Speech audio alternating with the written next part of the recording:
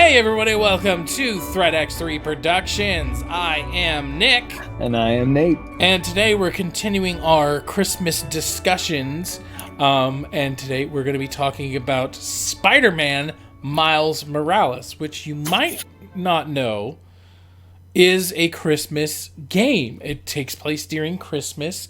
It's about family and about giving and receiving. So, and it's really just a good excuse to talk about Spider-Man Miles Morales. I was basically looking for Christmas related stuff.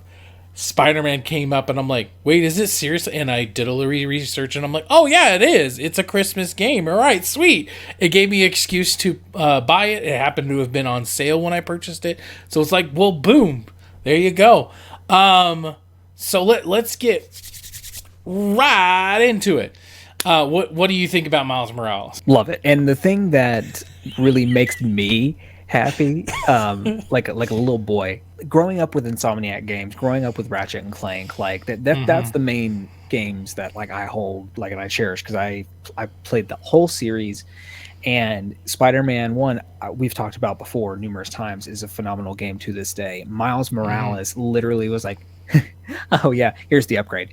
And I love everything about it. It feels fresh, it feels new, and for me it was kind of a high bar going into it coming from Spider-Verse, because I feel like for most general public, Spider-Verse was your real first, I don't know what I'm doing with my hand here, Spider-Man or Spider-Verse was our first real live action sort of look at Miles Morales, like in an active medium. So having the game really diversify his powers, as well as like being able to bring a bigger sense of community, basically taking New York and expanding it down to just Harlem's neighborhood was a really cool idea, I think. And I'm just really enjoying how they're bringing out a lot of Miles's heritage, and they keep bringing that up, definitely, like just on a societal level. But we've talked about it, I don't know if on the air or off the air, but one of the things right off the bat that I loved, that both of us immediately noticed, was how you didn't feel like this professional Spider-Man like you did in the first one. Yep. And you actually gave a little breakdown of why that is. Yeah. So, I mean, what I really like about Miles Morales, obviously I played through the original. I never beat it, but I played through a good chunk of it, maybe a third or a half of it. And for one reason or another, I think it was because I was renting it or something like that. I just didn't get all the way through it. But anyways, point being is that I played the original, and then playing this one, the number one thing I observed and really appreciated is that in Spider-Man, you are, Peter Parker, and you know what, you've been doing it for years. Yeah. It really makes it like, I don't know if it's ever fully established, but you've been doing it long enough where you have this pre-established relationship with all of the villains, but also you've been with Mary Jane, but you've also broken up. And that's definitely something that was... Yeah. So point being, you've been him for, you're confident, and it shows in all your movements. Whereas Miles Morales, you're just learning. So something as simple as thwipping and swinging, there's just these little things that they do in the animations to kind of like, maybe he stumbles just a little bit. Like you do the one where you jump on top of something and then you jump. There's always this little like his stumble. Leg will like kind of stumble a little bit. And what I like about that is in the gameplay, you're still Spider-Man. You're still moving at an incredible rate of speed. You're still doing all the things you would be doing if you were playing as Peter Parker. But in the animation is where you see the difference. The animation is where you feel the stumble, but you don't feel the stumble in the gameplay. And so that's showing you visually that this is a new Spider-Man. He doesn't quite have all his confidence. He doesn't quite know what he's doing in some cases. And I love that, because for them to portray that, but not make me feel it when I'm actually doing it, if that makes sense. Yeah, and another thing that I had just thought about, it even does that with the gadgets too. Because if you think about it, it's almost like an in an Arkham situation, Batman versus one of the Robin type characters, like an Arkham Knight, like Nightwing or Yeah. anything. When it comes, because I was looking through, and the fact that you only have like really 3 or 4 gadgets for the whole game, Yeah. at least as far as like I've come to.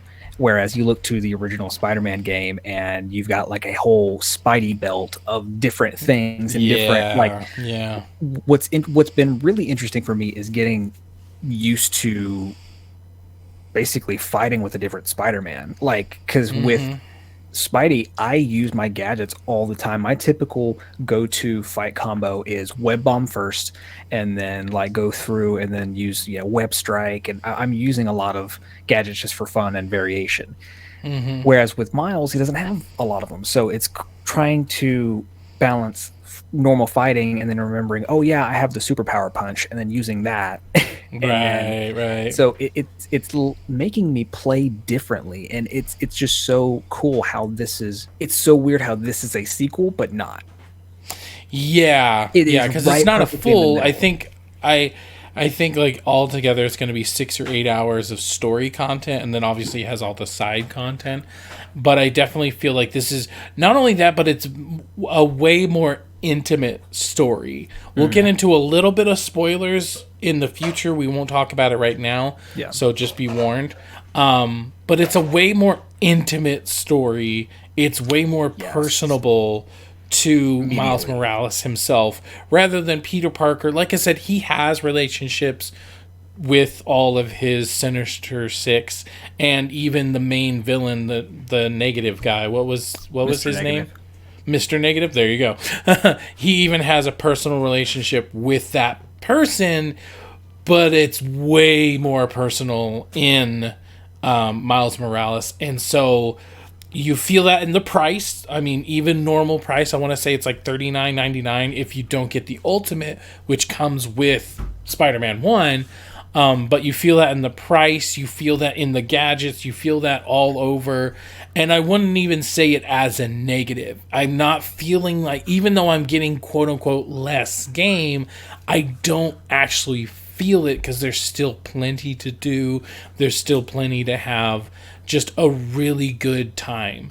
I'm gonna do it. What is your favorite part about Miles Morales? Is it, combat? Is it the story? Is it, what is it? It's got to be the intimacy of the story, and I think it might be an unfair bias because for most people, Miles Morales is a character we're not known to. Like for me, the Spider-Man Yeah, good comics point. are my favorite comics because Spider-Verse it's my favorite concept. But I've never really sat down and read a Miles book. I can tell you that for an absolute fact, and that's just out of like I just never got around to it. Around the time that they were coming out, I just didn't really read a lot of comics anymore. What's your favorite point? My favorite part is I'll go kind of next to yours Yeah. rather than just copying yours. Mine is definitely the characters. The characters, how they interact with each other, how fleshed out they are, their flaws, their weaknesses, their strengths, and everything. I feel like they do a really good job, of really. And I mean, I think that goes right back to my point from before, which is this is a very personal story. So Yeah. a lot of things are commingling and crossing over and everything, and I really love that. And yeah, I will admit that my first experience with Miles Morales was Spider-Verse, and I knew of him, and I even knew that he was a black and Dominican mix. Puerto Rican. Puerto Rican. Okay, dang it. Yeah. But I knew he was a mixed kid, and so that was a big deal about him. I knew that he was fighting alongside Spider-Man rather than just straight up taking his place. So it's like I knew a lot about him just because, Yeah, you knew of him. yeah. I Kind mean, of the same. even though I don't read a lot of like Batman comics, for instance, you could show me a Batman villain, and as long as it's a somewhat mainstream villain, I probably know exactly who it is and what's their power level and stuff like that. Yeah. Like, and Is it over I don't 9,000? think I've I don't think I've ever actually read a full Batman comic, but it's like I know all the villains. So Yeah. that's what I'm getting at. Same thing with Spider-Man. It's like I know enough of his universe where even though I have not read a single Miles Morales, I do know of him.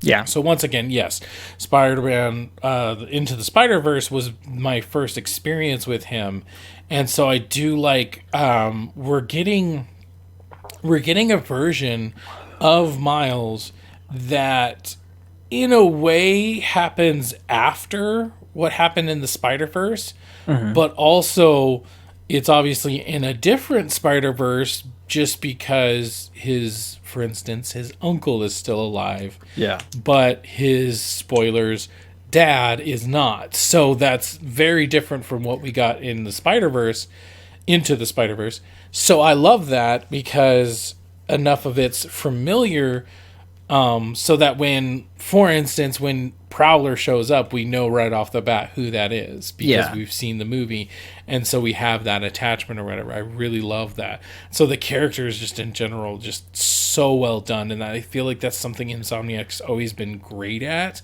And they're really showing not only how good they are at writing characters, but writing characters that are also faithful with source material. Like that is a fine line that they are able to walk like very confidently. Yeah, as well as their ability to interweave it with the game. Like a good example is when you start the game, at the very beginning, you go to pick a record and it lets you flip through and it's like, oh, mom's favorite, dad's favorite. And then I saw Uncle Aaron's and I was like, well, yeah, I want to do Uncle Aaron's. And then I myself was leading into that story and into the whole thing of that lead up to the Prowler, because I was doing that myself. But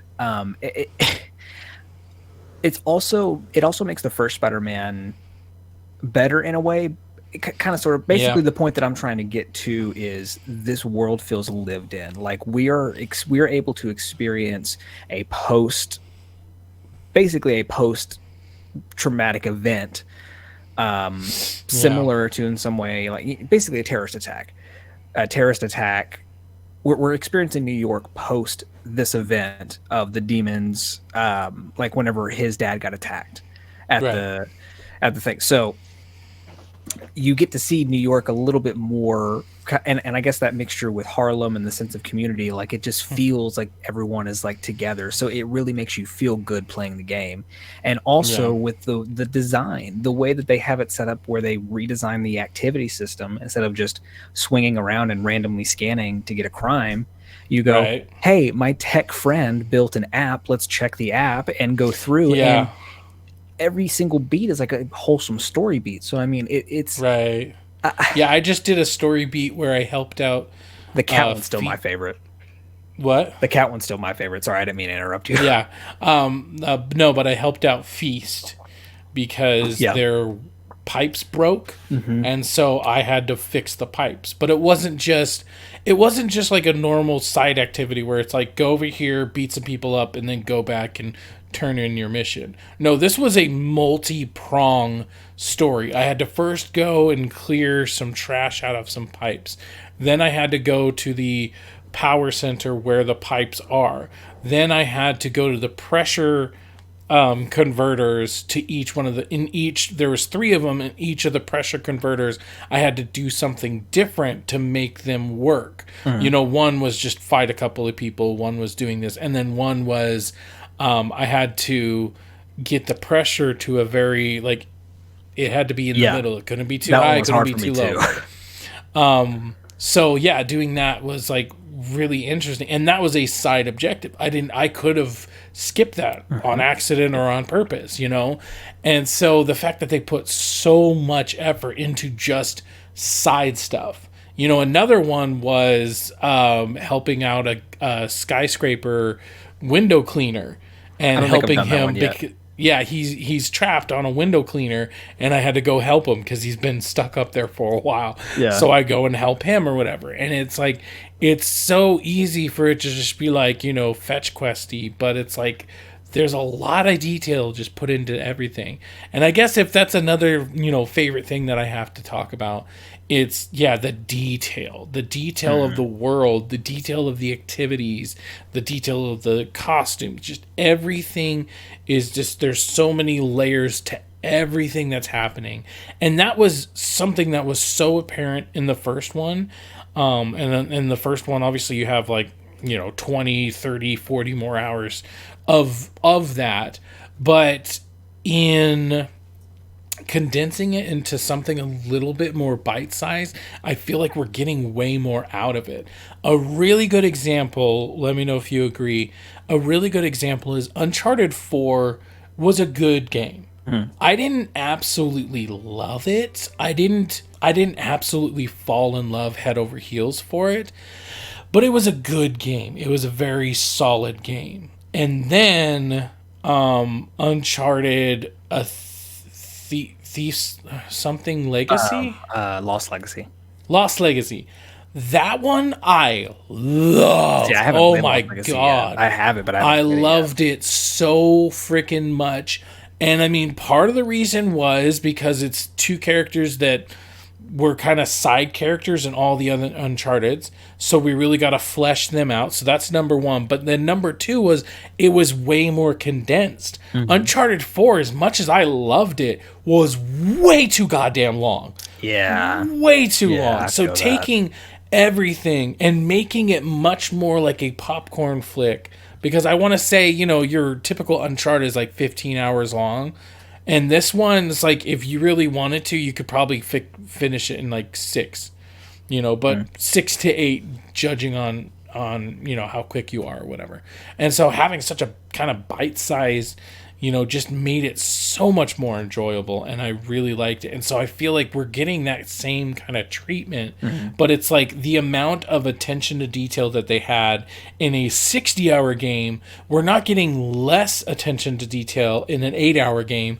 We're getting the same amount, which technically means we're getting more because of how condensed it is. Exactly. Yeah. So it really makes you wonder how they're going to balance Spider-Man 2. Oh, I was just going to suggest maybe negatives, if we were to say if there are, because I only have one. No, and it's not. Well, I was just going to talk about the whole Uncanny Valley thing with the Spider-Man face. No, not allowed. Okay. Okay, fine. Now, the only thing that I will say in regards to there being a kind of sort of negative thing, and it's just from my experience, is if you played the original recently and not the remaster on PS5, you're definitely going to get an Uncanny Valley sort of effect, because that's exactly what happened to me. I got an itch to jump back into Spider-Man and start a fresh save, and the original, Yuri, or whoever the original model actor was. Yeah. And so I had seen his face for probably about 4 hours at this point because of how far I had played. And I start Miles Morales, and you see Peter, and you're like, I knew this was going to be weird, but it's still weird. I'm watching this, and it's really, really weird. The good opposite side of that is you really don't see Peter a lot in this game. You see him at the beginning, and you probably see him later on at the end, but for the bulk of it, he's just on the phone. So right. Yeah, I definitely have to agree with the Uncanny Valley thing. And it's just because, like I was talking about before, in the first game, you are playing as a Peter Parker who has been doing this for a while. Yeah. How long is never fully established, but I felt like the model who did the motion capture, at least for the face or whatever, I feel like he very much fit what age I thought he would be at, if that makes sense. Right. Whereas the new model, whether or not they personally think that it looks more or less like the voice actor or whatever, I think it's kind of pointless, because what it unfortunately does is it actually makes him look a lot younger. So while the original one mentoring Miles Morales made sense, this one, it almost looks like they're very, very close in age.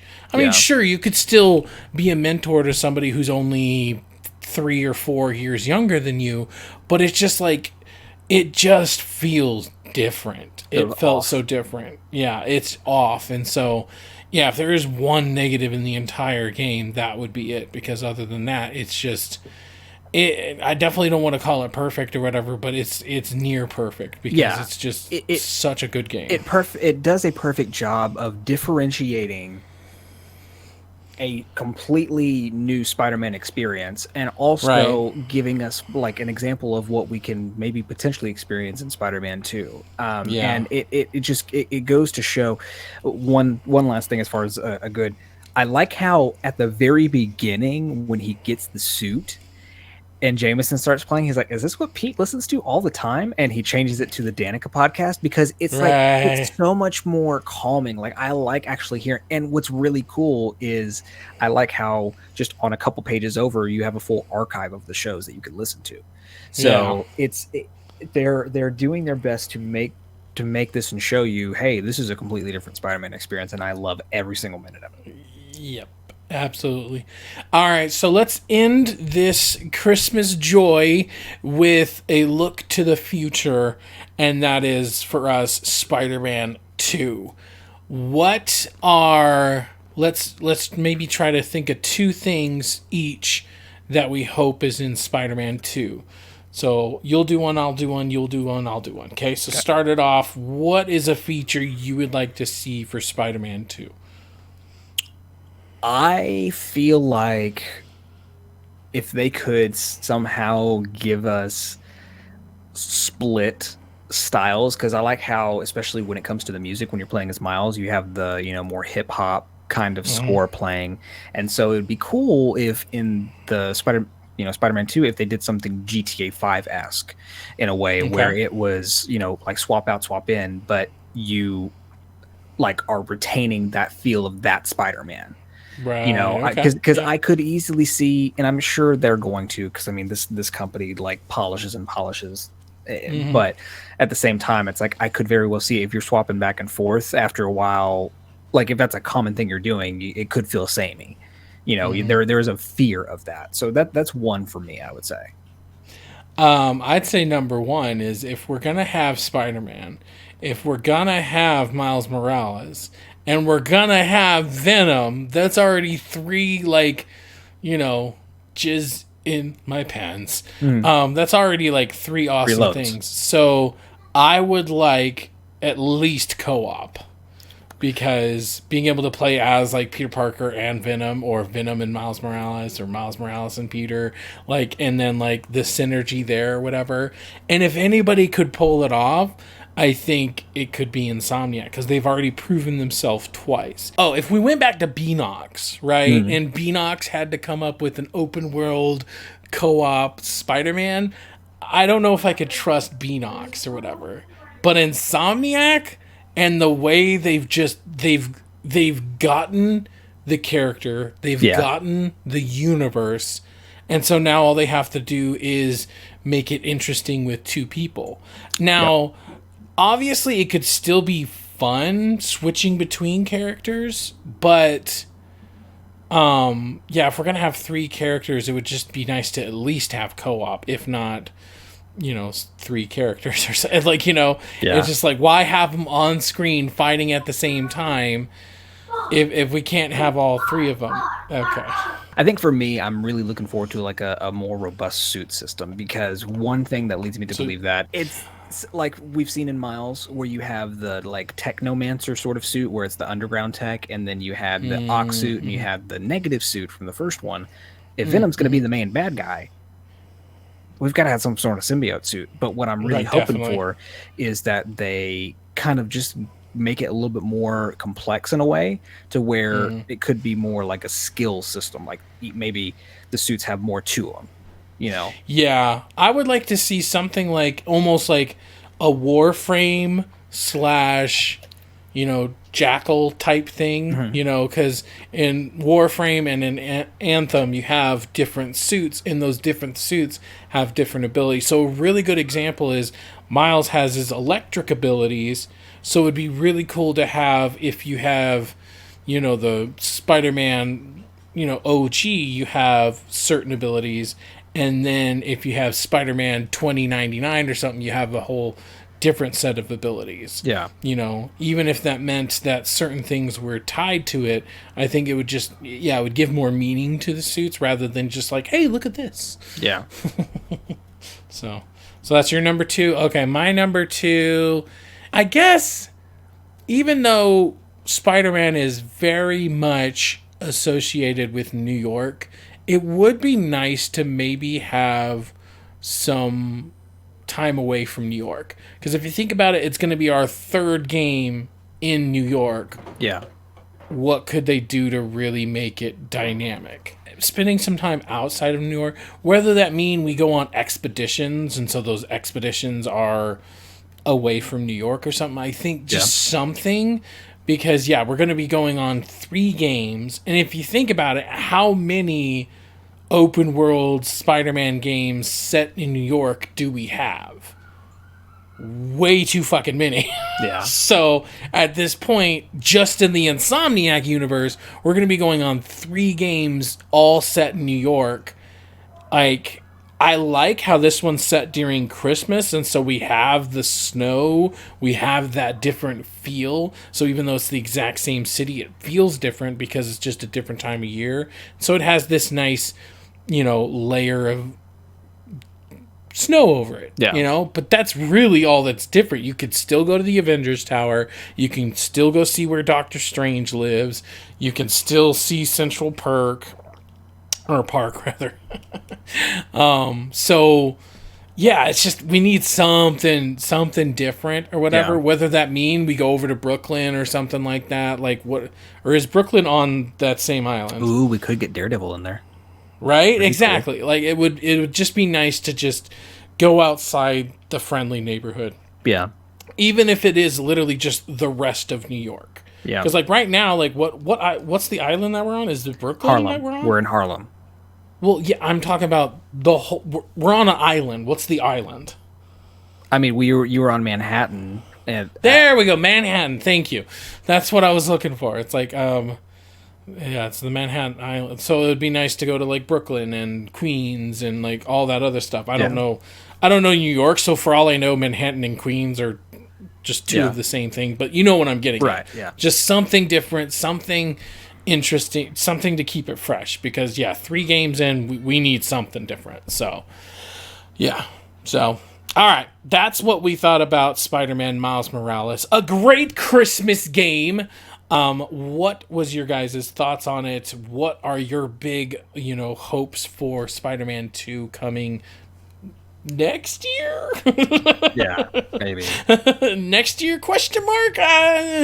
Anyways, but let us know down in the comments below. Thank you guys so much. Make sure to subscribe. Next up, we're going to be talking about Anna and the Apocalypse, a nice Christmas movie. So I was Nick. I was Nate. And thank you guys so much for joining us. And you have a good day.